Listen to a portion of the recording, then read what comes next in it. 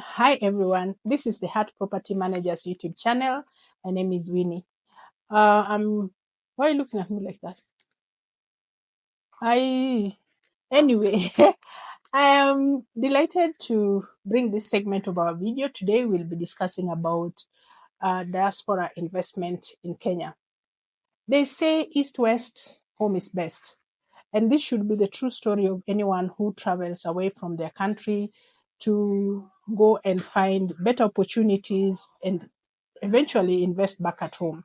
The story of diaspora, when I speak about diaspora, it's many people who probably left Kenya immediately after independence or before independence.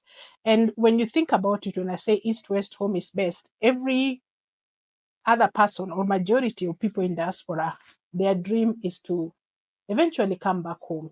So they dream to invest back at home, uplift their family, uplift their own livelihoods, so that eventually when they want to retire, they'll come back to a better place more than they left.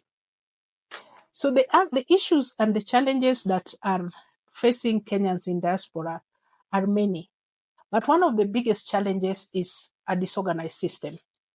If you're a Kenyan, you know when we're speaking about a disorganized system, we know the stories of how many people have been due to purchase property, how demolitions of properties have been going on because apparently the land did not belong to the person who sold it to them. And of course, these issues don't just face Kenyans that are in Kenya, but it faces Kenyans who are also in diaspora. The difference between the person in diaspora and the person in Kenya effect is majority, or can I say some of the people in diaspora have never come back to Kenya in decades. Some have never been to Kenya. Maybe they were born in America, but they're Kenyans. So their desire is eventually to come back home, or at least to their country, and retire or even invest. But the challenge is when the system is so not organized or disorganized, the risk of putting your money in a disorganized system are so many. When it comes to purchase of property, land ownership, and all these issues concerning property, most diasporas are scared to invest because we are moving towards a space where nobody even knows which one is legitimate and which one is illegitimate property. Whether it's land or a house, it is getting more and more crazy to identify a genuine property, because you could buy a property or buy a piece of land and build on it and live there for 10 or 15 years, only to be told many years after that that property was illegally acquired. So you can't continue staying in it. So these frustrations that Kenyans go through, diasporas also go through the same. But their problem is for Kenyans who are in Kenya and are used to this kind of disorderliness, whether you want to get an ID card or you want to get a certificate of good conduct, Kenyans are used to the disorder, and Kenyans are used to the chaos that arise from property purchase. But for someone who has been away from Kenya for over 30 years, 20 years, this comes as a real shock. So, for example, if you buy your first piece of land and along the process you realize that you cannot own that property for one reason or another, they simply freeze out. So some of the reasons why Kenyans in diaspora are hesitant to invest in real estate in Kenya is disorganization of the system. Disorder, disorganization, whatever you want to call it. Nobody wants to put their money when they are not sure that in the event that they find that the person who sold to them the land was not the legitimate owner, where do they go? And even when it comes to real estate or real estate agents, we are in a country where everyone is a real estate agent. Everyone is selling real estate. So most diasporas do not even know which is the place where they can go to find licensed real estate agents or people who are selling land that is legitimate or genuine. They don't know. So they do, it's like a bad process where sometimes if you're lucky, you'll get a genuine land seller or a real estate agent who can sell to you a genuine property.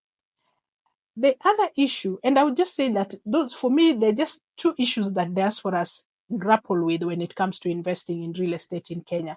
The other issue is dishonesty. Dishonesty with real estate agent, quote unquote, family members, friends. You get in contact with people and trust them with their money, and then you find that they did not do as you agreed, or there was no investment that was made at all. So it's a journey of you're not sure if it's worth risking.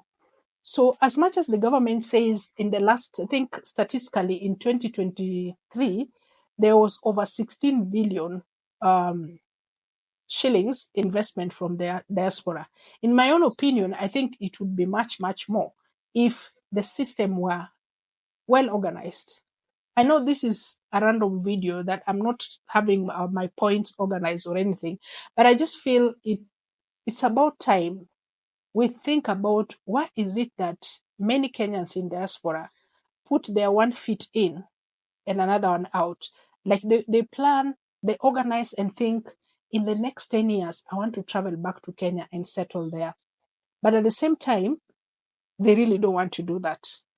Every time they come to visit, or every annually or every summer when they come to visit, majority go back and say, I don't want to, I'm not sure if I want to come back to Kenya and stay in Kenya for good. Why? Because there's always, I think as they continue to come, they see the chaos and the disorganization, and they find themselves not fitting in the system as it is. When you come from an organized country where things work, where the rule of law is followed, then you come to a country where everything goes, everybody can do whatever. So the chaos that exists in the system is one of the main impediments that make diaspora put 1 foot in and the other one out, not wanting to fully 100% invest in real estate in Kenya. All these issues, I can say it still runs back to hurting the government and their interest in trying to woo the diaspora to invest back home. Because as long as these systems remain disorganized, diaspora will consistently look for other options of investment rather than real estate. Real estate is good, but as we speak right now, even someone who is watching this video, whether Kenyan or diaspora, you'll meet at least out of every Kenyan, one person who has lost money in real estate, whether they were buying land or they were trying to buy a house or an apartment. They feel they were cheated in this particular investment. So, and as long as these two issues continue to be at the core of diaspora investment, it's still going to be very difficult to convince Kenyans in diaspora probably to put in their 100% investing in Kenya. The last reason why I feel Kenyans in diaspora are hesitant to invest in real estate is because of the consistent political instability. We live in a country that every 5 years there's going to be chaos.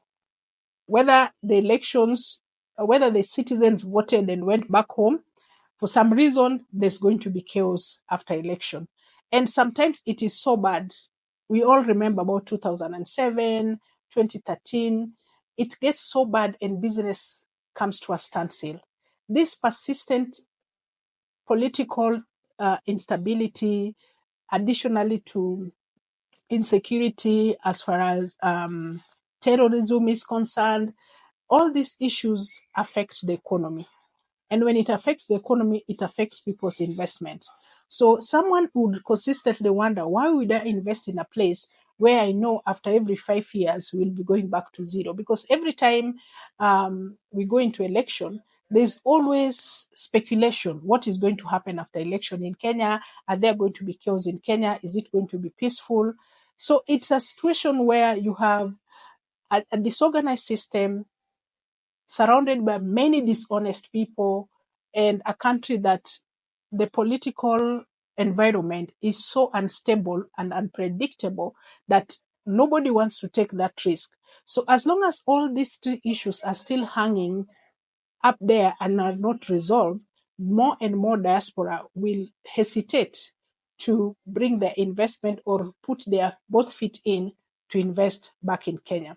So those are the three issues that I feel are holding back Kenyans in diasporas from investing back at home. And I know dishonesty and being cheated and being swindled. Yeah, scammers have had a field day in the Kenyan real estate market. There are no prosecutions that have been seen on people who have sold land that were meant for parastatals. There is no one who has been prosecuted for it. No one has been penalized for selling such kind of lands. No compensation has been made to these people. So it's so heartbreaking just for Kenyans, and especially Kenyans in diaspora who know better, who know who know that there are systems that can work. And so the kind of mediocrity that you can see happening in the country, it's so heartbreaking. So for us at Heart Property managers, we encounter this kind of situation with our clients all the time that have gone through this. They come to us for assistance. So welcome to the Heart Property Managers, and please check on our reviews down below. We have very good reviews. You can reach us in case you have a property that you need to buy or develop. Bye.